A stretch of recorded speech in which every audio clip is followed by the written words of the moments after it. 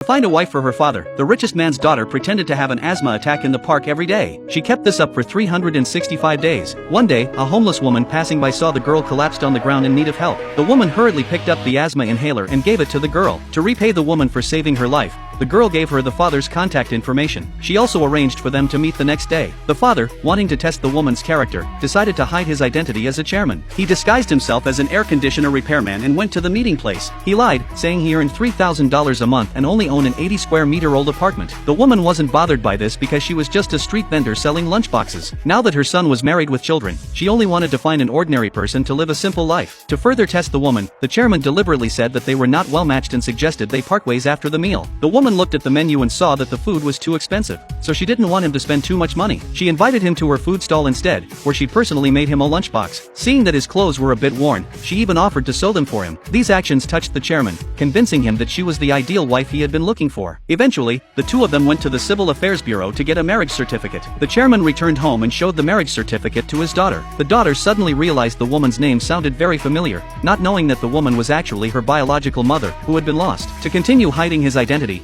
the chairman had his assistant purchase an 80 square meter old apartment. He lied to the woman, saying that the apartment was lent to him by an old comrade. Coincidentally, the woman's son also lived in the same community. As soon as they entered the apartment and put down their luggage, the chairman saw a missing person flyer in the woman's bag and learned that she had lost a daughter years ago. To help the woman find her daughter, he had his assistant print 100,000 copies of the missing person flyer while the woman went out to buy groceries. The woman bought an extra can of formula and brought it to her son's house for her grandson. Her daughter-in-law, seeing that it was domestic formula, became very angry. She said her son only drinks high-end imported formula and scolded her mother-in-law, telling her not to bring anything anymore. At that moment, the daughter-in-law's mother took out an invitation and invited the mother-in-law to her grandson's first birthday party the next day. The woman was excited to receive the invitation and left. She didn't understand why her mother would invite her mother-in-law to the party. She said that the mother-in-law was so poor that she couldn't afford an expensive gift. In fact, her mother wanted to show off her wealth at the party the next day and make the mother-in-law realize her place, so she wouldn't bother them again. Meanwhile, the woman wanted to buy a gold locket as a birthday gift for her grandson. However, because she was poorly dressed,